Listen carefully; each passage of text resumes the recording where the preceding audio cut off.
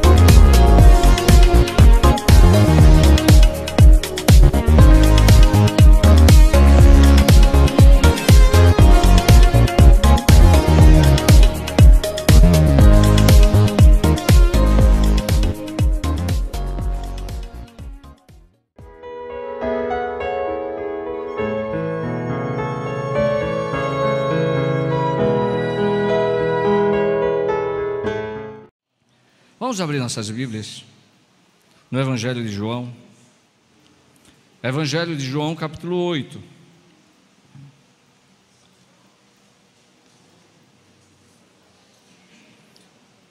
Evangelho de João, capítulo 8, a partir do versículo 12.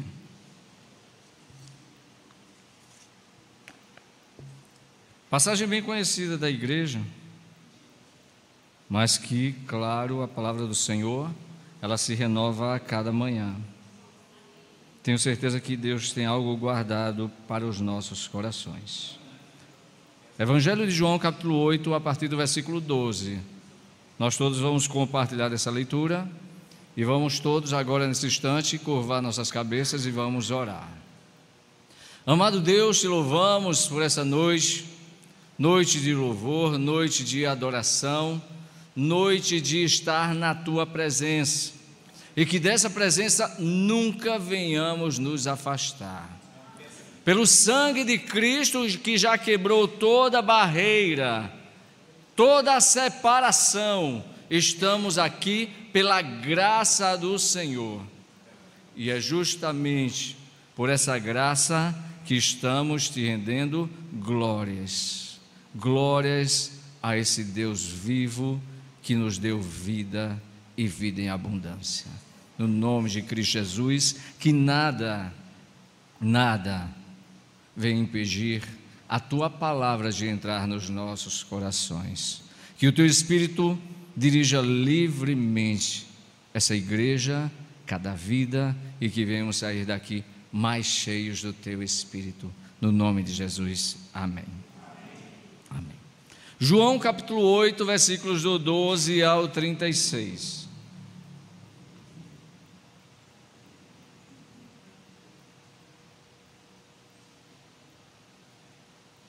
Acompanhem aí.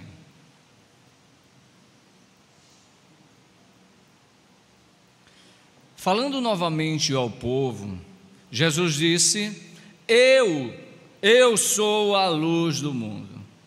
Quem me segue nunca andará em trevas, mas terá a luz da vida. Os fariseus lhe disseram: você está testemunhando a respeito de si próprio, o seu testemunho não é válido. Respondeu Jesus: ainda que eu mesmo testifique em meu favor, o meu testemunho é válido, pois sei de onde vim e para onde vou. Mas vocês não sabem de onde vim, não sabem muito menos nem para onde vou. Vocês julgam por padrões humanos, eu não julgo ninguém. Mesmo que eu julgue, as minhas decisões são verdadeiras, porque eu não estou sozinho. Eu estou com o Pai que me enviou. Na lei de vocês está escrito que o testemunho de dois é válido. Eu testemunho acerca de mim mesmo. A minha outra testemunha é o Pai que me enviou. Então lhe perguntaram: onde está teu Pai? Respondeu Jesus: vocês não conhecem nem a mim nem a meu Pai. Se me conhecessem, também conheceriam a meu Pai. Ele proferiu essas palavras enquanto ensinava no templo, perto do lugar onde se colocavam as ofertas. No entanto, ninguém o prendeu, porque a sua hora ainda não havia chegado. Continuando. Mais uma vez, Jesus lhe disse: eu vou embora e vocês me procurarão por mim, e morrerão em seus pecados. Para onde eu vou, vocês não podem ir. Isso levou os judeus a perguntarem: será que ele irá matar-se? Será por isso que ele diz: para onde eu vou, vocês não podem ir? Mas ele continuou: vocês são daqui de baixo e eu sou lá de cima. Vocês são deste mundo e eu não sou deste mundo. Eu lhes disse que vocês morrerão em seus pecados, se vocês não crerem que eu sou. De fato, morrerão em seus pecados. Quem é você? Perguntaram-lhes eles. Exatamente o que tenho dito a todo tempo, respondeu Jesus. Tenho muitas coisas para julgar a respeito de vocês, pois aquele que me enviou merece confiança, e digo ao mundo aquilo que eu ouvi. Eles não entenderam que eles estavam falando a respeito do Pai. Então Jesus disse: quando vocês levantarem o Filho do Homem, saberão que eu sou, e que nada faço de mim mesmo, mas falo exatamente o que o Pai me ensinou. Aquele que me enviou está comigo. Ele não me deixou sozinho, pois sempre faço o que lhe agrada. Tendo dito essas coisas, muitos creram. Disse-lhe Jesus aos judeus que haviam crido nele: se vocês permanecerem em mim, nas minhas palavras, verdadeiramente serão meus discípulos, e conhecerão a verdade, e a verdade vos libertará. E eles lhes responderam: somos descendentes de Abraão e nunca fomos escravos de ninguém. Como pode dizer que seremos livres? Jesus respondeu: digo-lhes a verdade. Todo aquele que vive pecando é escravo do pecado. O escravo não tem lugar permanente na família, mas o filho permanece a ele para sempre. Portanto, se o Filho vos libertar, vocês de fato serão livres. De fato, se o Filho vos libertar, verdadeiramente sereis livres. A história dirigida por esse Deus me trouxe aqui e trouxe os irmãos aqui nesse instante. A história que é dirigida por Deus, assim você crê, te colocou num emprego ou num desemprego, mas que em determinado momento você crê que Deus está no controle de tudo. O que você faria se diante da sua vida, tudo aquilo que foi ensinado a você, tudo aquilo que você aprendeu, tudo aquilo que lhe foi mostrado como estilo de vida, suas crenças, seus pensamentos, sua conduta de vida, em determinado momento chegasse para você e dissesse: não é por aí. Poderia ser algo para você libertador, ou poderia ser algo também angustiante, dependendo do modo como você estivesse aberto a receber a nova informação que lhe foi dada. O povo de Israel, de Abraão até Jesus Cristo, durou em torno de 2000 anos sendo moldados na fé. Tiveram momentos de altos e baixos, onde Deus levantou líderes e a falta de líderes também fez com que o povo decaísse na fé. Mas com certeza a história da nação de Israel estava sendo totalmente dirigida para esse momento do qual o nosso Salvador veio ao mundo. A preparação do mundo ao longo da história para que o Salvador viesse estava totalmente pronto, totalmente preparado. Pois bem, quase 20 séculos se passaram e o povo de Israel, ao longo da sua história, viveu momentos de escravidão. Alguns mais conhecidos dos irmãos, como a escravidão no Egito, outros sendo levados cativos para a Babilônia, sendo libertos pelos persas, o qual retornaram à terra prometida, mas aqui nesse determinado momento, estando sob domínio romano. Então, os irmãos entendem que aqui sob o domínio romano, o povo de Israel também estava sendo dominado, mas havia certa liberdade para o povo de Israel, coisa que não havia, comparando com o Egito, que é a liberdade para cultuar, a liberdade para sacrificar, a liberdade muitas vezes de pensamento, ou até a própria instituição de leis próprias do povo de Israel, leis que de fato estariam sujeitas ao crivo romano, mas que de certa forma o povo de Israel, através do Sinédrio, tinham suas próprias leis. Diante disso, chega esse certo homem chamado Jesus Cristo, conhecido por todos nós como o Messias, trazendo ideias novas, ideias jamais compartilhadas entre eles, trazendo uma verdade que liberta. De fato, a verdade que liberta é a verdade que Cristo traz. Trazemos uma base de conhecimento ao longo da nossa vida, independente da nossa idade.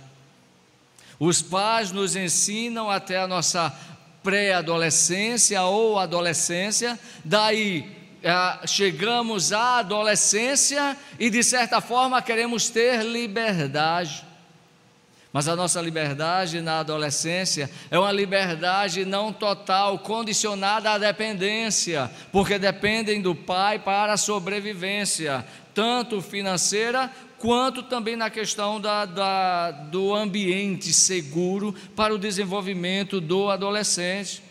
Quem aqui nunca citou a frase, quando eu completar 18 anos, vocês vão ver? De fato, quando chega a 18 anos, nos perguntamos, e agora, o que é que vamos fazer? Diante de tantas ameaças aos nossos pais, a dizer que iremos morar sozinhos, queríamos arrumar um emprego e adquirir certa independência, parece que a nossa ideia ainda está obscura. Parece que a nossa ideia ainda não encontrou uma base de sustentação e vivemos num ponto de escuridão. E é nesse ponto de escuridão que eu queria trazer esse primeiro ponto para vocês. A verdade que Cristo traz é uma verdade que liberta da escuridão. No versículo 12, Cristo disse: eu sou a luz do mundo, quem me segue não andará em trevas. As trevas trazem algo escuro. Tem pessoas que têm medo do escuro. Normalmente as crianças dormem com as luzes acesas e muitos adultos não conseguem dormir com luzes apagadas por diversos fatores internos. A escuridão por si só, ela não dá uma perspectiva de caminhada, de conhecermos uma totalidade do ambiente. Normalmente, ao chegarmos em casa à noite, tarde, tudo está apagado, e o que nós fazemos em primeira instância, além de abrir a porta, é acendermos a luz para que possamos enxergar todo o ambiente, para que não venhamos tropeçar em nada. Eu, como sou totalmente desastrado, até estando claro, eu derrubo. Atualmente, ontem, por exemplo, antes de ontem, eu estava sem celular. Por quê? Derrubei o celular pela segunda vez seguida em menos de 10 dias. Uma tela de R$200 vai ficar encostado, vai ficar lá no seu cantinho por culpa dele, não por culpa minha. Ele caiu porque ele tropeçou na minha mão e caiu no chão. E eu, por impulso, fui salvar, amortecendo no meu pé, dei um chute que ele bateu na parede e quebrou a tela. Culpa dele, que não entendeu a minha mensagem de proteção. A escuridão, ela traz consigo vários obstáculos. Vocês não querem viver na escuridão. Vocês querem que tudo esteja claro, embora essa palavra claro esteja hoje num debate nacional sobre racismo, mas não é isto que queremos trazer nessa noite.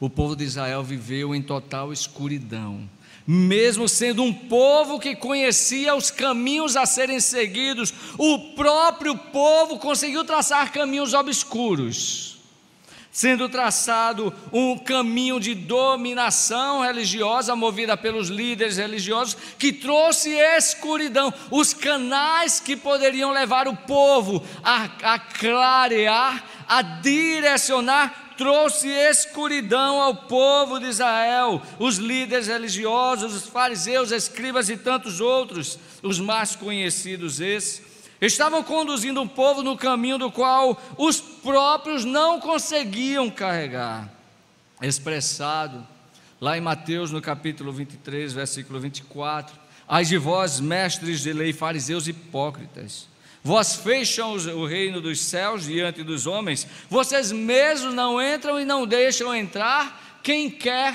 entrar. Por quê? Porque estavam totalmente obscuros e levando a nação de Israel à escuridão. Uma nação que foi dita pelo profeta Isaías que seria luz para a nação. A nação de Israel seria a videira do mundo. Por isso Cristo traz para si a ideia de João capítulo 15: eu sou a videira verdadeira, porque a videira nação de Israel não conseguiu de fato cumprir o seu propósito.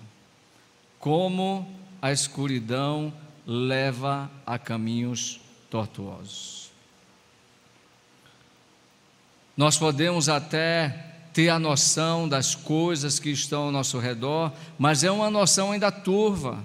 Na escuridão, a gente pode não conseguir enxergar através da visão, uma redundância, mas a gente pode ir tocando, a gente pode ir sentindo pelo olfato e ser direcionado, mas uma visão plena, uma visão completa, ainda não.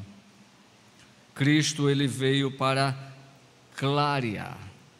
Na psicanálise, na psicologia, quando a gente está em observação no processo de fala, a gente chama de insight, aquele determinado momento da fala do indivíduo que traz as claras, por mais simples que seja a fala, que traz as claras o fundo que estão muitas vezes certos traumas.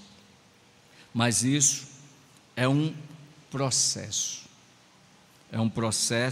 onde a pessoa, ao conviver ao longo da sua história na escuridão, Cristo se apresenta como a luz que traz liberdade, a luz que traz vida, e Cristo transfere para nós, dizendo que nós somos a luz do mundo, a luz que precisa iluminar todas as pessoas, todo o contexto que está na escuridão.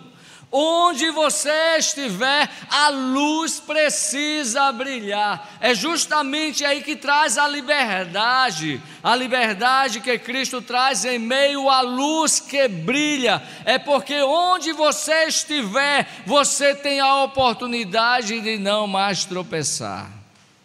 As suas próprias escolhas serão escolhas mais claras. Os seus próprios desejos, a sua própria vontade estarão de fato ampliadas.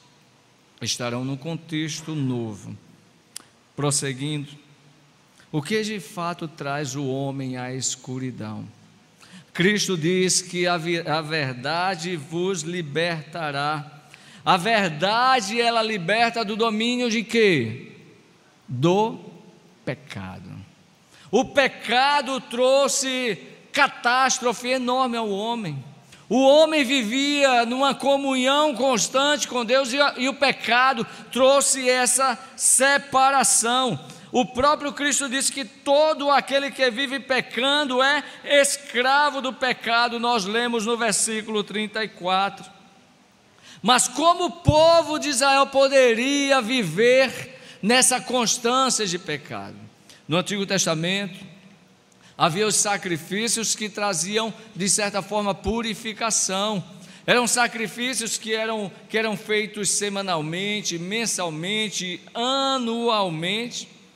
E em um determinado momento da história do povo de Israel, esse sacrifício foi cessado, porque só poderia ser realizado no templo.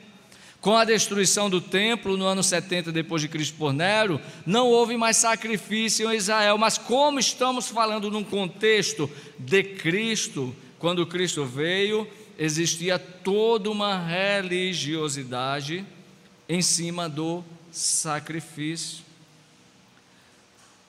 Hebreus capítulo 9, versículo 22. Com efeito, quase todas as coisas, segundo a lei, se purificam com sangue, e sem derramamento de sangue não há remissão. Então partimos de um pressuposto que o sacrifício é para o derramamento de sangue. É um substituto do local onde o homem de fato deveria estar. Os irmãos conhecem muito bem a história lá da libertação do povo no Egito, quando teve todo aquele processo do sangue do cordeiro lá em Êxodo capítulo 12, versículo de 3 a 6. Falai a toda a congregação de Israel, dizendo: aos 10 deste mês, tome cada um para si o cordeiro, segundo as casas dos pais, um cordeiro para cada casa. Mas se a família for pequena para um cordeiro, então tome um só com seu vizinho perto de sua casa, conforme o número das almas. Conforme o comer de cada um, fareis a conta para o cordeiro. O cordeiro ou cabrito sem mácula, um macho de 1 ano, o qual tomareis das ovelhas ou das cabras, e os guardareis até o 14º dia do mês. E todo o ajuntamento da congregação de Israel sacrificará à tarde. Da mesma forma, Moisés, ele mais uma vez trouxe esse processo lá em Levítico 22, do 18 ao 25. Daí entendemos a expressão de Cristo, de João Batista, quando ao ver Jesus Cristo, uma das expressões mais belas na Bíblia, que diz: eis o Cordeiro de Deus, que tira o pecado do mundo, um pecado que traz morte, não somente morte física, mas uma morte eterna, um pecado que trouxe condenação ao homem, um pecado que trouxe algo ao homem do qual o homem não estava preparado. Ninguém está preparado para a morte. Mas, claro, ao decorrer da história de cada um de nós, em determinado momento nos deparamos com tal situação. O povo de Israel, quando Jesus Cristo estava falando ao povo nesse momento, não conseguia entender que existia uma ordem espiritual. A liberdade não seria apenas uma liberdade física de domínio da nação de Israel, mas principalmente uma liberdade interior, trazendo uma nova aliança, trazendo uma nova comunhão com Deus, que através dos sacrifícios de animais já não era mais possível trazer essa comunhão. Mas o homem cego, o homem na escuridão, não conseguia e não consegue ainda entender isto.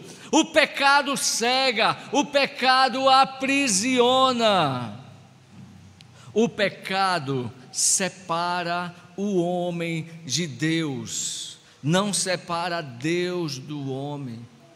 Isaías, ele lá no capítulo 59, ele diz que: eis que a mão do Senhor não está encolhida para que não possa salvar, nem agravado o seu ouvido para que não possa ouvir. O nosso Deus, ele não muda. O nosso Deus, ele é o mesmo ontem, hoje e eternamente. Deus não muda. Infelizmente, nós mesmos escolhemos nossas próprias prisões e lutamos contra nós mesmos. Tantas vezes as prisões das nossas vidas, muitas vezes somos nós mesmos que colocamos, na quais o próprio Cristo já disse que você foi liberto. O apóstolo Paulo, ele expressa a sua própria luta: miserável homem que sou, quem me livrará desta morte? Porque não faço o bem que quero, mas o mal que não quero, esse eu faço. Escolhemos muitas vezes o caminho da morte, mesmo sabendo que o salário da morte, o salário do pecado é a morte, e nos esquecemos que a vida eterna é o dom gratuito de Deus para nós. Como você está? Como estão as tuas prisões?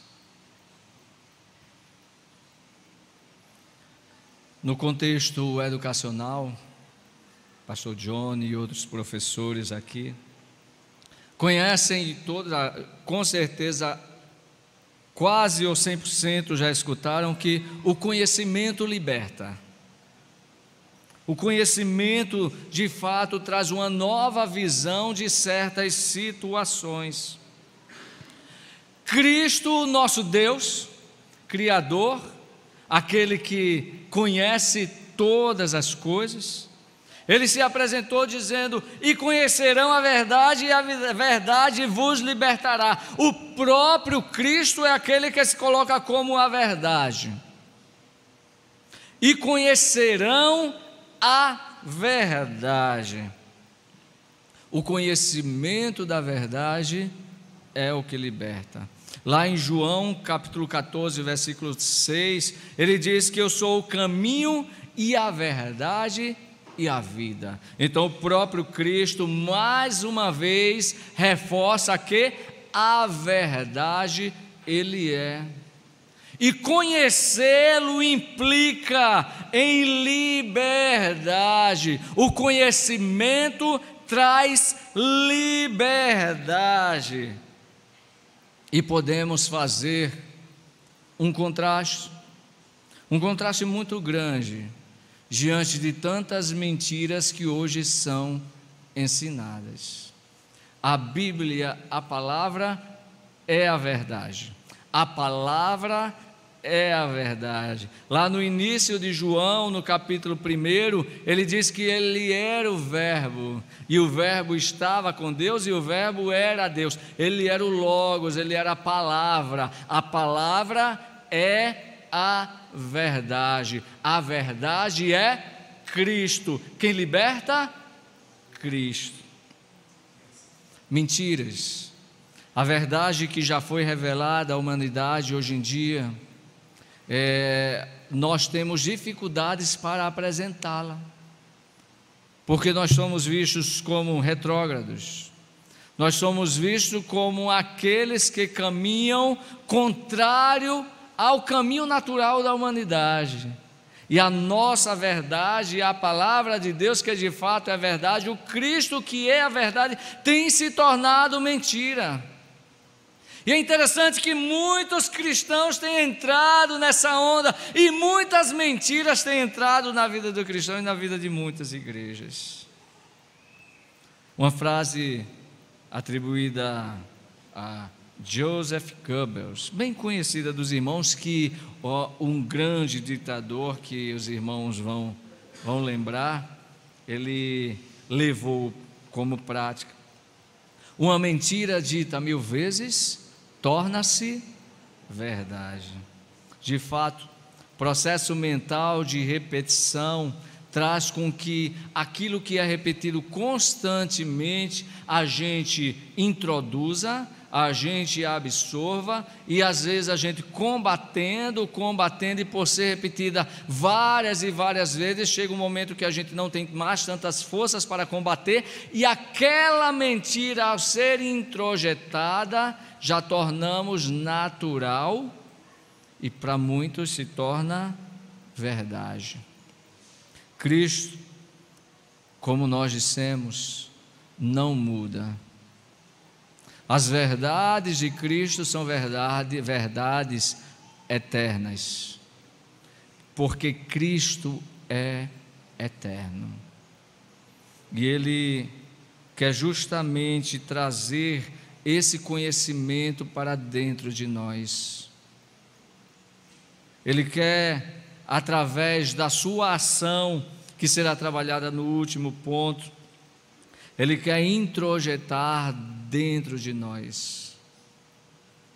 Ele quer essa verdade não somente numa questão teórica, de processo de repetição, eu aprendi, copiei, não. Ele quer que você entenda, Ele quer que você compreenda e, acima de tudo, Ele quer que você creia. Essa é uma das grandes mensagens, e claro, a Bíblia traz esse processo de crer, através da fé, a fé que traz a vida. E a gente só tem esse conhecimento da verdade quando a gente de fato conhece. Quando a gente entra na faculdade, eu tive uma dificuldade enorme, porque passei uns 10 anos sem estudar.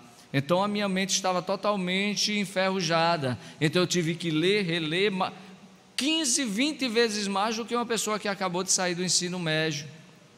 Então foi um processo mais lento para mim, o processo de aprendizagem, mas eu precisava focar e conviver com os estudos. A mesma coisa no processo de conhecimento, a gente pode citar um processo do casamento. O normal para nós cristãos é namorar, noivar e casar, não é isso? Esse é o processo natural. Tem pessoas que atropelam, pum, pum, e os irmãos sabem o pum, pum que é, e casam. E o que acontece? Aquele processo inicial de conhecimento é atropelado, as pessoas vão logo para o casamento. Mas mesmo muitos tendo um processo de namoro, ainda não se conhecem totalmente. Aí Mônica começa a rir, porque ela sabe que eu vou contar certas histórias. Minha esposa, viu, Mônica?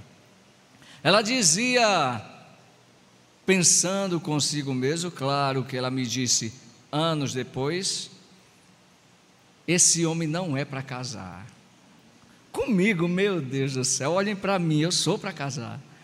Ela dizia: este homem consigo mesmo não é para eu casar. Meu Deus, o que é que o Senhor está guardando para mim, Jesus? E ela casou, Simone. Pois bem, planejamos, não foi, mulher? Nosso casamento, na verdade, ela que planejou. E correria, planejou tudo aos detalhes. E quando ela pedia a minha opinião, eu dizia: eu acho que é isso. Ela dizia: mas eu não acho não, vamos fazer isso. Pronto, então minha opinião era assim. Quando a gente casou, no dia do casamento que a gente chegou em casa, os irmãos sabem que A grande maioria dos casamentos tem aquele. No meu passou um sapato para arrecadar dinheiro lá, para a gente ir para uma lua de mel, que acabou o dinheiro com gasto no casamento. A gente não tinha literalmente R$1. E quando a gente chegou em casa, lá em Pau Amarelo, nem cama a gente tinha, na verdade. Mas por um atraso da bexiguenta, eu gosto nem de lembrar, que eu comprei um mês antes e no casamento não chegou, mas vamos lá. Quando eu chego em casa, a gente chega em casa, eu não vou contar detalhes, claro. A gente abre o armário, não tem comida, sem trocadilhos. Não tem comida. Aí o que eu penso? Mulher, não se preocupe. Eu acho que eu contei a Marcela, Simone. Não se preocupe, você vai dormir até tarde, eu vou acordar cedo e vou fazer a nossa feira. Vou pegar esse trocado e vou fazer a nossa feira. Eu fui fazer a nossa feira. Quando chego em casa, ela acordou preocupada: onde está esse homem? Será que já me abandonou? Que não sei o quê. Eu chego em casa com a feira, irmão Fernando. Eu chego em casa, mulher feliz da vida, trouxe a nossa feira. Aí ela: o que foi que tu trouxesse? Eu com um sorriso de canto a canto: está aqui, venha ver, venha conferir. Ela, quando tirou um macarrão, eu sempre esqueço, um extrato de tomate, que eu amo macarrão com extrato de tomate. Aí vem as opções: biscoito de chocolate, biscoito de morango, biscoito de doce de leite. É só você escolher, mulher, o nosso almoço. Meu Deus, ela realmente deve ter olhado assim: meu Deus do céu, eu podia ter pulado essa, Jesus. Ela só conheceu, e eu só a conheci quando conviveu. Não podemos ter uma vida distante de Cristo. Não podemos dizer que conhecemos ou que queremos conhecer a Cristo sem nos direcionarmos a Ele. Conseguiremos viver no máximo uma religiosidade, onde estaremos cumprindo certos padrões, onde estaremos no culto, dia de quarta, onde teremos o treinamento de igreja multiplicadora, onde teremos escola de teologia no sábado, ou culto no domingo de noite, e não passará disso. O conhecer a Cristo vai muito mais além. Precisamos prosseguir em conhecer ao Senhor. O Senhor Jesus Cristo, Ele crescia na graça e no conhecimento de Deus. Chegando ao nosso ponto final. A verdade que liberta, ela quer trazer para mim e para você vida. Eu sou a luz do mundo, que quem me segue nunca andará em trevas, mas terá a luz da vida. A vida para Deus é algo muito tremendo. O Senhor nos deu o fôlego de vida, e muitos não valorizam a vida que o Senhor deu, vivendo como aquele jovem que dissolutamente gastou todos os seus haveres, seguindo aí as coisas externas, seguindo as coisas do mundo. Meus amados irmãos, a vida que Cristo quer lhe dar, Ele quer lhe dar vida em abundância. A luz que Ele traz, um entendimento mais amplo, é para que você consiga entender que você já passou da morte para a vida. O povo de Israel não conseguiu entender isso, por isso Cristo disse: para onde eu vou vocês não podereis ir, mas ao ser levantado, aí cairão as escamas dos seus olhos, através desse sacrifício do Cordeiro imaculado. um sacrifício que seria realizado uma única vez, como foi dito, através do sangue aspergido pelo Cordeiro. Ele assumiu o nosso lugar de morte uma única vez, mas também Ele deu uma única vida eterna para você. E ninguém pode tirar isso da sua vida. Ninguém, meus irmãos. Uma vez sendo selado por esse Espírito, uma vez sendo iluminado, uma vez esse Cordeiro imaculado fazendo parte, introjetando você através do reconhecimento sacrificial desse eterno, grandioso Deus, que existe espaço minúsculo ou grandioso dentro de nós, mas o espaço do tamanho exato desse Deus dentro de mim, Ele entrando, ninguém pode arrancá-lo de nós. Vivemos altos e baixos na nossa vida, é natural, mas não significa que Deus não está conosco e que nós não estamos com Ele. Esse Deus que morreu no meu lugar é o Deus que se mostra aquele que te ama mais do que ninguém. Ele estava, Cristo aqui dizendo para a nação de Israel justamente isso.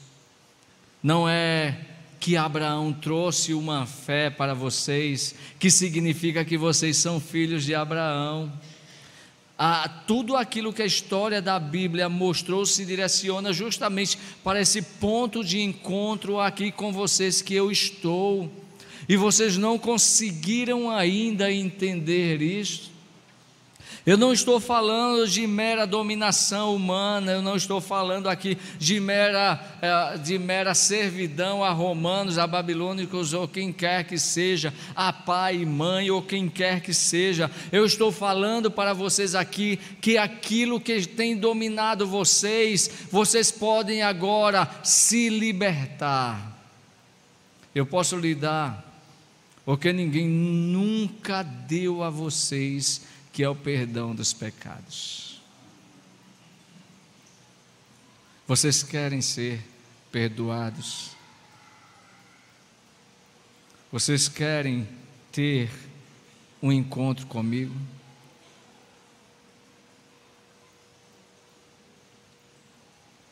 Não discutam comigo a respeito de coisas A ou coisas B, como no diálogo com Nicodemos, necessário vos é apenas nascer de novo. A mensagem de Cristo é algo tão simples, mas tão complexo. Entender um Deus que morreu, mas um Deus que também ressuscitou. E Ele está vivo. Ele está vivo aqui nessa noite. Ele está vivo onde você for. Ele está vivo com você, porque Ele habita dentro de você. Sabe o que Cristo quer trazer para você? Vida. Você pode derramar suas lágrimas, você pode chorar à vontade diante de tantas pressões das quais você chora, pode. Isso o choro traz alívio, de fato traz. Você pode muitas vezes estar reclamando de crises financeiras que não acabam, que os boletos não param de chegar. Reclame, é natural do ser humano. Mas o que nós não podemos nunca esquecer é que Deus é conosco. Não esqueça disso. De forma nenhuma esqueça disso, porque o ladrão veio para matar, roubar e destruir, mas Cristo veio para que você tenha vida e tenha vida em abundância. O que é que você tem desfrutado dessa vida? Você ainda tem, voltando ao ponto inicial, você ainda tem amarrado suas prisões, está amarrado em suas próprias prisões, ou você deixou Cristo agir e lhe libertando e desamarrando, soltando suas algemas? Porque onde quer que você for, por mais liberdade que você tenha, você pode estar preso. Ou você pode até estar preso e estar livre, como Paulo e Silas na prisão estavam lá presos, mas estavam totalmente livres. Como é que está você? Como é que está a sua vida? Não há fardos na sua vida das quais você não pode carregar, porque desses Cristo já te libertou. Entenda isso. Lance sobre ele toda a sua ansiedade, lance sobre ele toda a sua angústia, lance sobre ele toda a sua história de vida, lance sobre ele toda a sua vida, porque ele tem cuidado de você. Você pode não estar percebendo, mas Deus está cuidando de você. Você crê nisso? Então, que Deus te abençoe, que Deus possa continuar enchendo o seu coração sempre com sua palavra, e a verdade que liberta, que é Cristo, possa sempre abundar em sua vida, possa sempre estar derramando da sua graça sobre você, sobre a sua vida, porque você é livre. Você não está preso, você já não está mais sob domínio do pecado. O Senhor já lhe perdoou, o sangue de Cristo já te libertou. Se você ainda não fez isso, oportunidade para fazer e reconhecer esse sacrifício de Cristo, dizendo: Senhor, estou aqui reconhecendo que a partir de agora sou teu.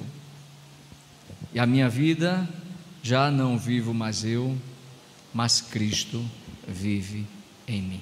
Que Deus abençoe.